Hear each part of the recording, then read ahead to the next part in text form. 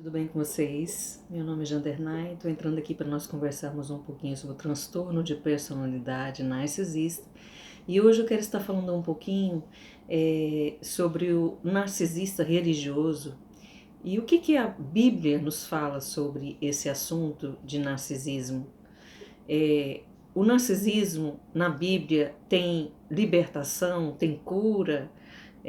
Deus pode transformar uma pessoa que tem essa personalidade narcisista? Algumas dessas coisas nós estaremos conversando no decorrer desse conteúdo de hoje, ok?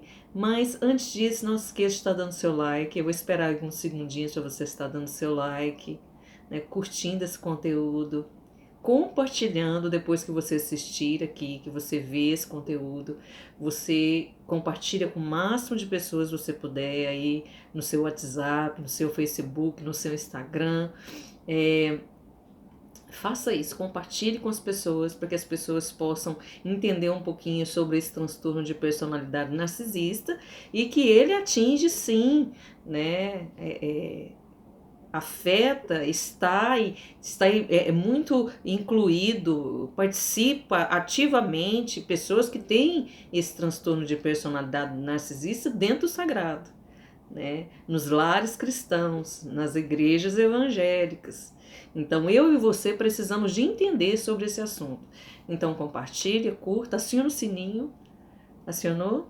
E se você ainda não é inscrito no canal, se inscreva no canal para você estar recebendo aí o conteúdo que eu posto sobre esse assunto na segunda, na quarta e na sexta, no qual eu também faço lives no Facebook, toda segunda, quarta e sexta.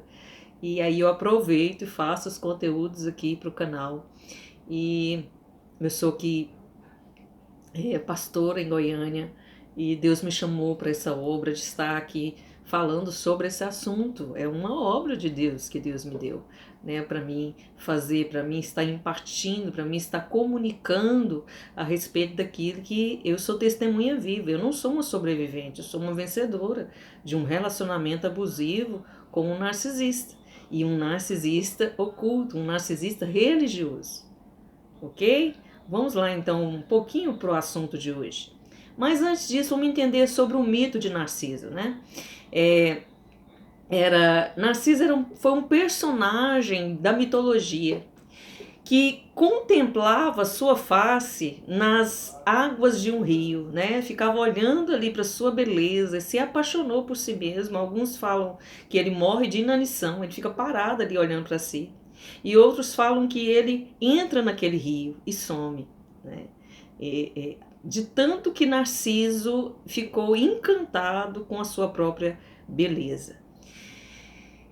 Mas hoje eu quero estar falando sobre um personagem bíblico que muitos de nós conhecemos, que esteve ali, que fez parte da história ali de Daniel, de Sadraque, Mesaque e Abidnego, que está ali no livro de Daniel. Conta a história de um rei, né? Um rei chamado Nabucodonosor. E esse rei, ele contemplava a si mesmo, ele olhava para si. Você vai ver falando sobre este homem, este rei, né, lá em Daniel, capítulo 4, a partir do verso 26, que o rei Nabucodonosor, ele tem um sonho. Ele tem um primeiro sonho, falando ali a respeito de uma estátua, que várias partes daquela estátua tinha algo simbólico, né, que fala até hoje nas nossas vidas, e remete também ao livro de Apocalipse. Mas ele teve outra visão de uma grande árvore. E essa árvore é cortada. Essa árvore seria cortada, seria podada. Ali viria o tratamento de Deus sobre essa arrogância, essa soberba, né, essa megalomania que esse rei tinha, que era um rei mau, né? Mas interessante, muitos de nós podemos, enquanto cristão, ficar questionando. Mas Deus usa um narcisista? Eu tive um relacionamento com uma pessoa por 9 anos que ele era narcisista e ele era pastor. Então Deus atribui dons para as pessoas e Deus não revoga esses dons. Então Deus usou aqui esse rei pagão para a honra e glória dele. né? Nabucodonosor foi usado para tratar as nações, e principalmente a nação de Israel. Então Deus usa muitas das vezes o ímpio, Deus usa também aqueles que estão dentro da igreja, que têm esse transtorno de personalidade narcisista e que são usados por Deus. Então Nabucodonosor foi usado por Deus. Então esse homem, ele olhava para si, né? Ele tinha um ego muito inflado, ele era um homem exaltado, né? E o Senhor falou: olha, vai passar de ti o seu reino. E depois de 7 anos, né, Deus permite, né, uma situação de tratamento que nós vamos entender aqui mais para frente, que eu penso a respeito da palavra o seguinte: que Deus exalta o humilde e Deus abate o soberbo. O narcisista, desde o princípio da vida dele, é um ser caído. É uma mulher caída e é um homem caído. Por quê? Porque o que trabalha no coração de uma pessoa narcisista? O orgulho, a soberba. E é algo que está intrínseco lá em Lúcifer, né? Desde o princípio, Lúcifer quis tomar o lugar de Deus. Lúcifer quis usurpar a adoração, a glória de Deus. Ele quis ser semelhante ao Altíssimo. Lembra lá que Jesus vai para o monte orar, jejuar por 40 dias e Satanás visita Jesus. E Satanás falou: se você prostrado me adorar, darei todos esses reinos. Então o diabo, ele quer adoração. Lúcifer, né, que se transforma, né, que era anjo de luz, se transforma no diabo, Satanás, se transforma em esse ser megalomaníaco, orgulhoso, soberbo, né? Ele coloca ali, a partir da semente do pecado, né, de Adão e Eva, isso no coração dos homens. Então, quando eu e você decidimos nos prostrar, porque o trigo se prostra, o joio não se verga, né? E essa síndrome que ataca o narcisista são de homens e mulheres caídos que não se prostram, não se humilham, são soberbos, são arrogantes. Então esse rei chamado Nabucodonosor, ele foi o rei mais poderoso do Império Babilônico. Foi usado por Deus, né? Como eu falei de princípio, tá aí tirando as nossas dúvidas hoje, que Deus usa o fiel e usa também o infiel como instrumento para a glória de Deus. Então ele foi usado para castigar as nações. Ele era um rei pagão, né? Mais de uma vez Deus usou a expressão meu servo, né? Falando a respeito de Nabucodonosor, meu servo. Ele está me servindo para um propósito, como Judas serviu para um propósito, serviu com um propósito de traição, de traidor, né? Então, em Daniel 10:3, em Daniel 3, aliás, diz que mostra essa arrogância, né, de Nabucodonosor, e que precisava ali da validação. Então, a pessoa que tem esse transtorno de personalidade narcisista, ela sempre precisa de validação, né? Alguém está ali adorando, né? Alguém está ali se prostrando, alguém está ali falando, inflando o ego daquela pessoa, porque na realidade essas pessoas são vazias, né? E precisam ali de uma validação, precisam ali de uma contemplação, precisam ali de uma adoração. E era isso que esse rei estava fazendo, quando ele faz ali uma estátua, né, do rei da Babilônia, sua própria imagem, e ele exige adoração através dos servos de Deus, que era Sadraque, Mesaque, Abednego, Ananias, Azarias, né, e que eles deveriam se prostrar ali diante daquela imagem. Todos nós conhecemos a história. Se você é cristão, você conhece a história. Também, se você não é, você já teve a oportunidade de ver novelas falando sobre esse assunto, que eles não se prostraram diante daquela estátua e foram lançados na fornalha de fogo, né?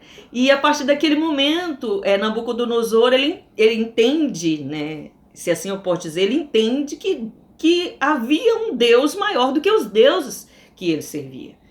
Ele lançou ali, né, nas chamas, né, na fornalha acesa, 7 vezes mais, né, aqueles 3 jovens, e eles não saíram chamuscados, né? Não saíram fedendo fumaça, não saíram fedendo fogo, né? E estavam ali amarrados seus pés, suas mãos, né? E ficaram soltos.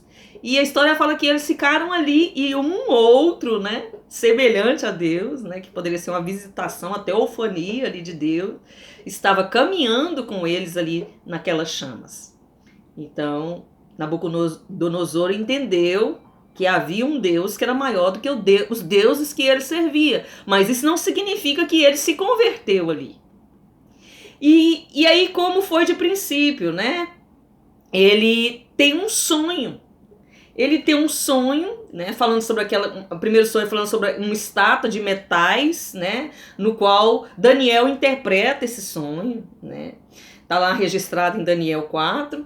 Mas aí ele tem um segundo sonho, né? Que ele estava ali debaixo de uma árvore, essa árvore servia para aconchegar as pessoas, mas que aí essa árvore ia ser podada. Ele não teve entendimento, manda chamar novamente Daniel, né? Porque Daniel era intérprete de sonhos. E Deus falava com Daniel através dos sonhos e dava interpretação para Daniel através dos sonhos. E ele interpretou esse sonho. E falou para aquele Deus, olha, falou para aquele Deus daquela nação, né? Porque os reis daquela época se viam, né? Faraó se via, Nabucodonosor se via como Deus, né? Que as pessoas deveriam adorar, que as pessoas deveriam ser subjugadas, que as pessoas deveriam obedecer, né? Uma obediência cega àquele Deus. Então, esse Deus chamado Nabucodonosor, mas só que não, um Deus de letra minúscula, né? O nosso Deus é com letra maiúscula. Daniel fala, olha, Deus vai te abater a sua soberba, vai abater o seu narcisismo. Porque você não quer se submeter, você não quer se prostrar, você não quer adorar a Deus, você quer ser adorado. Então ele sonhou com essa árvore que seria cortada. E Deus fala para ele, olha, falou para Daniel falar para ele, olha, você vai ser castigado, porque você meramente contempla a si mesmo, né, através do orgulho. Lembra lá de eu falar de Lúcifer? Desde o princípio, ele estava se contemplando, ele estava se olhando e achando maior e melhor do que o seu Criador. E aí entra esse espírito de orgulho no coração de Lúcifer, entra esse espírito de orgulho no coração da mulher e do homem que tem esse transtorno de personalidade narcisista. E ele olha para si, né?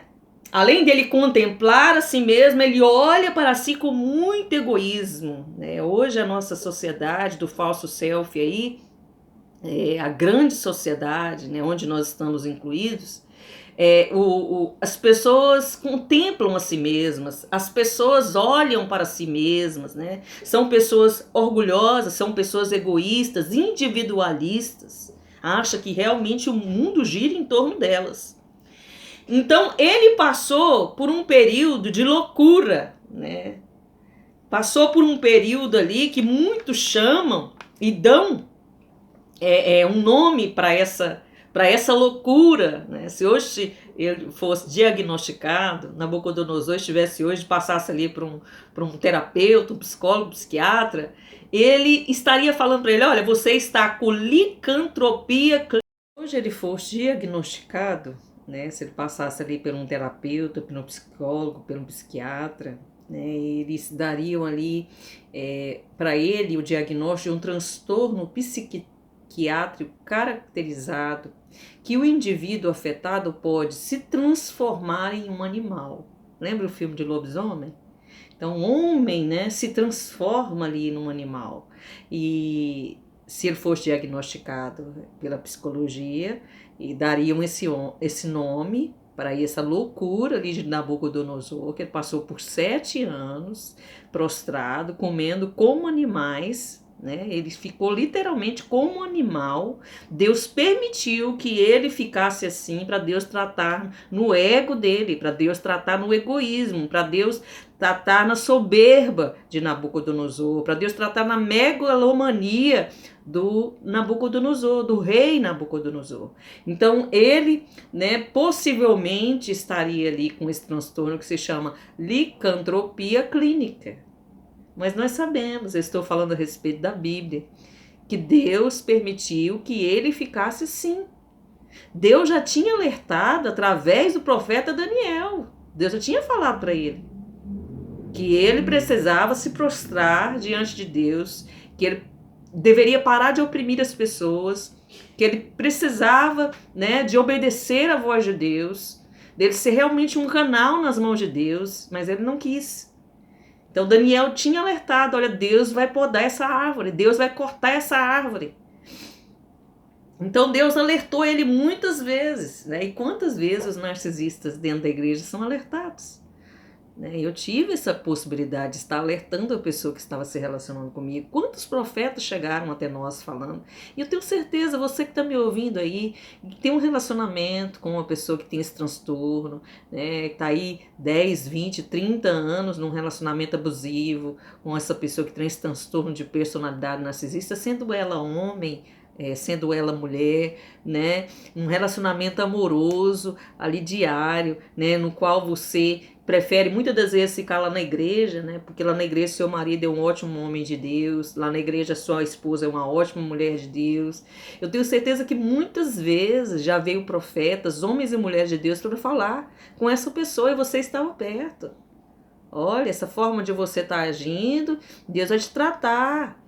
Né? Eu vejo um espírito de morte na sua vida, eu vejo um acidente, eu vejo o túmulo aberto, né? Eu vejo ali algo acontecendo,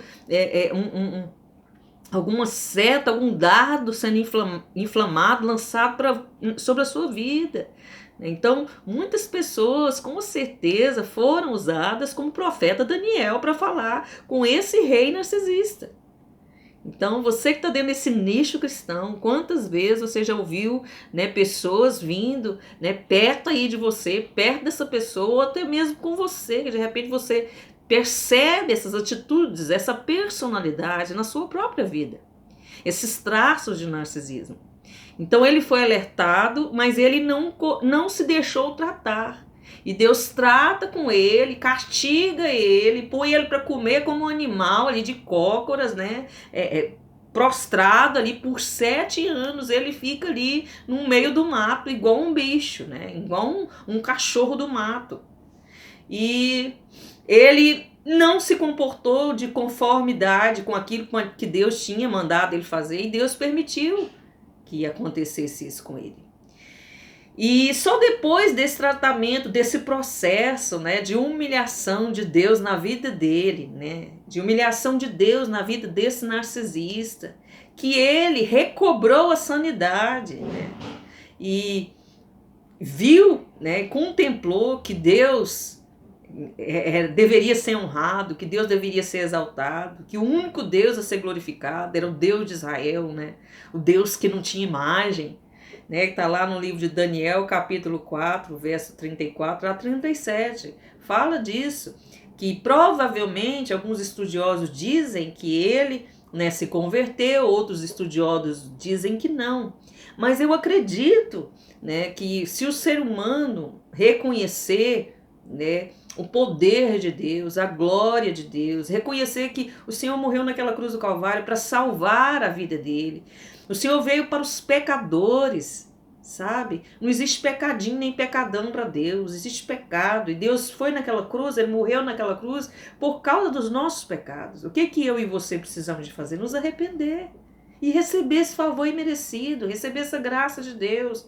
E muitas das vezes esses homens, essas mulheres que têm esse transtorno, infelizmente, não aceitam se prostrar, não aceitam se submeter, não aceitam se humilhar, continua, né, no patamar ali de orgulho, de soberba, né, de arrogância. Nós costumamos dizer que Jesus, ele não mostrou as suas insígnias, né, como Naamã, que tinha lá insígnias, né, de um soldado, né, não mostrou os seus diplomas, né, como muitos de nós às vezes mostramos, eu sou formado nisso, eu sou formado naquilo, né, e Jesus não mostrou, Jesus mostrou as suas cicatrizes, Jesus mostrou que ele venceu a morte, venceu o pecado, venceu o mundo. Então eu e você temos essa oportunidade De repente, você está passando aí por um relacionamento abusivo com uma pessoa assim. Aqui, o profeta falou com ele. Você pode, de repente, muitos falam que nós não devemos falar para o narcisista que ele tem esse transtorno, né? Mas o profeta aqui foi usado para falar para esse rei. Né? O rei não ouviu. Pode ser que essas pessoas não vão ouvir. E pode ser que elas vão ouvir. Né? Pode ser que o Espírito Santo vai as convencer, né, a respeito do pecado, da justiça, do juízo, e elas verdadeiramente vão se prostrar diante de Deus. O orgulho vai ser quebrado, a soberba vai ser quebrada, a falta de empatia, né, o contemplar a si mesmo vai ser quebrado, e essas pessoas vão receber o Senhor e vão ser verdadeiramente transformadas, vão ter uma metanoia. Ok? Se esse conteúdo falou com você, se você se interessou por esse assunto, né, se você conhece alguém, né, que está passando por algum relacionamento abusivo, sendo com um narcisista ou não, você tem uma grande oportunidade aí para entender um pouquinho sobre esse assunto. Tem vários conteúdos aqui no meu canal, mais de 100 vídeos postados aí de 20, 25 minutos no máximo, que pode salvar vidas, ok? Um grande abraço e até mais.